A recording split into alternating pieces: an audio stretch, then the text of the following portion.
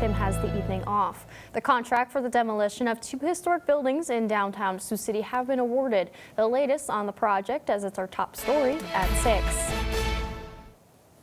Sioux City Council members unanimously voted yes to approve a contract with Herbert Construction Company for more than $749,000.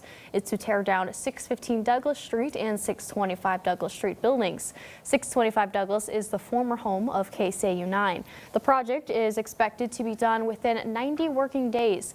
Back on February 4th, Sioux City Mayor Pro Tem Dan Moore told KCAU that the demolition had been paused for 2 weeks due to allowing time to investigate how to save part of 615 Douglas Street and the front facade of 625 Douglas. And 3 people were injured in a 2-vehicle collision in Sioux County, Iowa. Iowa State Patrol says the crash happened on Sunday at around 11:45 in the morning. A Buick Envision driven by 83-year-old James Coma of Rock Valley was headed northbound on U.S. Highway 75. In a turning lane to turn left on U.S. Highway 18 when a Ford Edge driven by 63-year-old Galen Holtman of Cherokee heading southbound on U.S. Highway 75 collided into the Buick. Both drivers were taken to local hospitals for treatment, while the passenger of the Buick, 83-year-old Margene Coma of Rock Valley, was flown by helicopter to Sioux Falls Hospital. And 1 person has been arrested for allegedly making a threat to Bancroft-Rosalie community schools. Officials say the Nebraska State Patrol arrested the individual in Omaha for leaving a threatening message on the school's voicemail. The district says authorities were on site until the person's location was found. School officials say they recognize the voice heard on the voice message, and no other details have been disclosed at this time, but the district says more information is to be released soon. And Iowa Governor Kim Reynolds today signed an executive order that establishes the state's Department of Government Efficiency, or DOGE, task force, which is set to hold its first meeting within 60 days. The governor's office says this is the next step in Iowa's ongoing efforts to improve effectiveness and efficiency in the state government. The task force is expected to be focused on 3 broad goals, that is leveraging emergency technology, maximizing return on taxpayer investment, and further refining workforce and job training programs. Governor Reynolds says the reason for the state DOGE is different than the one for the federal DOGE. We're not the federal government, and we're not $36 trillion in debt.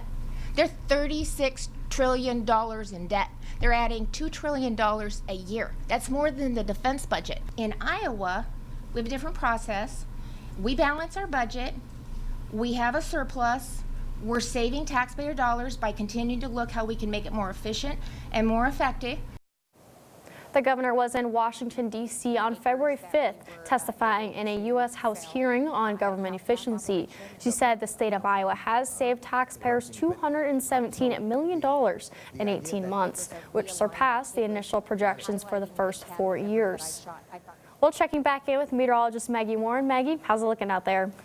Well, we're continuing to see those road conditions deteriorate much of northwest Iowa with those partially covered roadways. That does include I-29 through Sioux City and to the south, and then out there through Cedar County we're seeing completely covered roadways. So definitely slick conditions out there. Gonna want to take it extra careful as we are taking a look now at the I-29 Iowa South Dakota border. There you can see that snow on those roadways. Even with those clearer lanes, still some snow there and likely slick spots, so you're going to want to accelerate and decelerate slowly, reduce that speed, increase your following distance.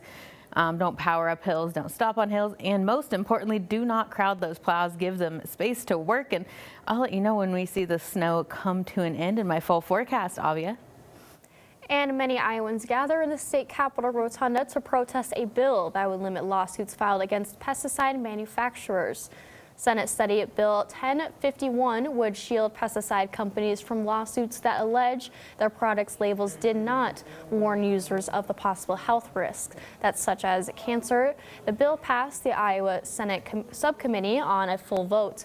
Protesters say the bill protects pesticide manufacturers at the expense of Iowans' health.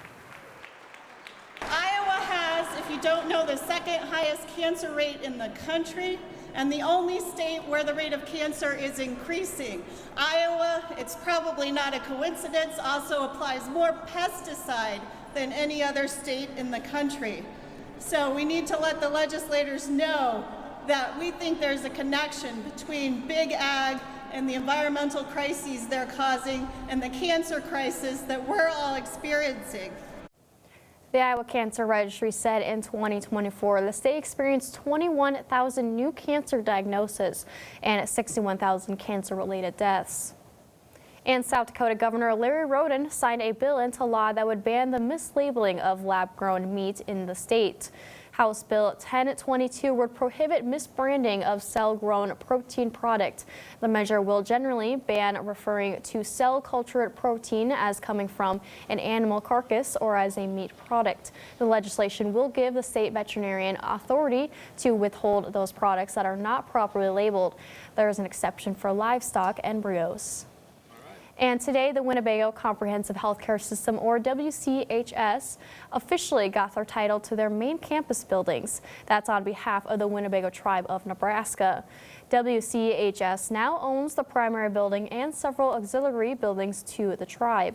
Back in July of 2018, the tribe took over the management of hospital operations from Indian Health Service and established WCHS. The comprehensive healthcare system has been working toward this goal in the past 6 years. The next steps will be to own the land the building is on, then seek ownership of the drug dependency unit.